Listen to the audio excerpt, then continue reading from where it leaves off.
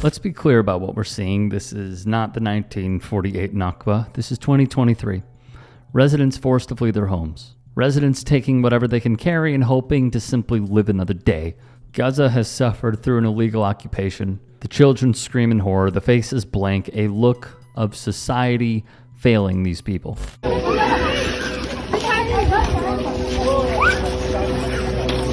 The scene's depressing, traumatic, microcosmic of Western powers, claiming to be the force for good when this is the result. I mean, look at what's on your screen. In England, a trust fund baby rants about inflation and cost of living while sitting on stolen jewelry.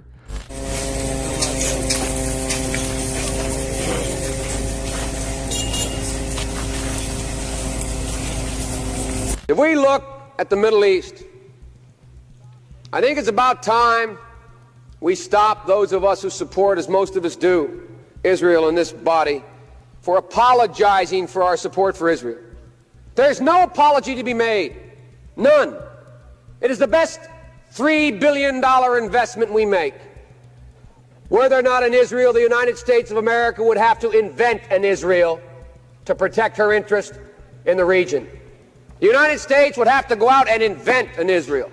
With career politicians refusing to condemn the atrocities from a regime they propped up and supported for decades. In Palestine, a quick getaway from the state of living with mosques under attack and bombs dropped from the sky to kick the ball around amongst each other a few years back was videoed. National team players like Mohamed Bala share stories that may shock some, but to Palestinians is everyday life. Bala has played professionally in Jordan, Oman, and Egypt.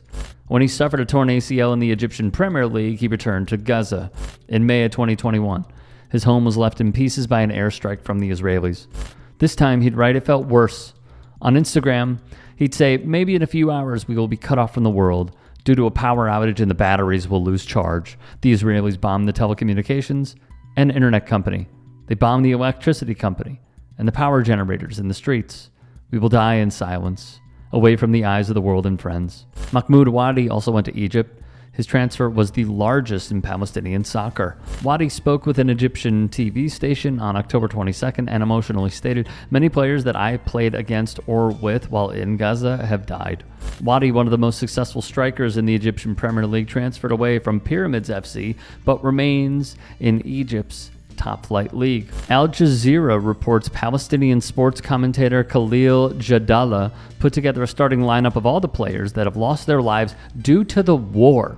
Via Football Palestine, leagues in Gaza and the occupied West Bank have been on pause. The national team could not suit up and play in a recent tournament. The Guardian reported the team's World Cup qualifier against Australia was moved to Kuwait. It was originally slated to be played in the West Bank. Meanwhile, another World Cup qualifier against Lebanon was moved to the United Arab Emirates to accommodate the affair. Armed and threatening, this is the face of Israeli settler violence in the occupied West Bank. It's these acts of aggression which are chasing Palestinian families out of their homes. Piece by piece, Palestinians in the village of Khirbet Zannuta pack their lives away, never to return. The settlers come at night while we're sleeping. They beat us and try to kill us. They try to force us out of our homes.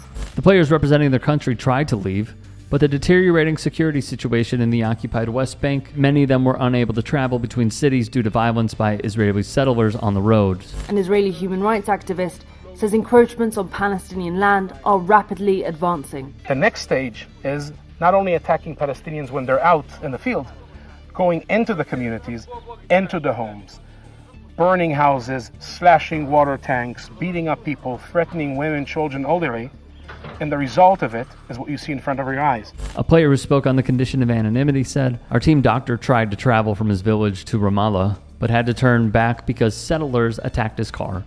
They threw a big boulder at him, which smashed his windshield. He was lucky to escape alive. Settlers are taking advantage that all eyes are in Gaza to accelerate their violence, because there is no protection from the Israeli army, there is no protection from the Israeli police. In many cases, the Israeli army is accompanying the settlers, and in many cases, the settlers are the army. The players were only able to escape because this man, Prince Ali bin al-Hussein of Jordan, open the border to guarantee safety when crossing. The national team is a clear representation from the remnants of war. Jadallah, the commentator, would tell Al Jazeera, players have been killed who might have gone on to play for the national team. The Yarmouk Stadium in Gaza has also been destroyed.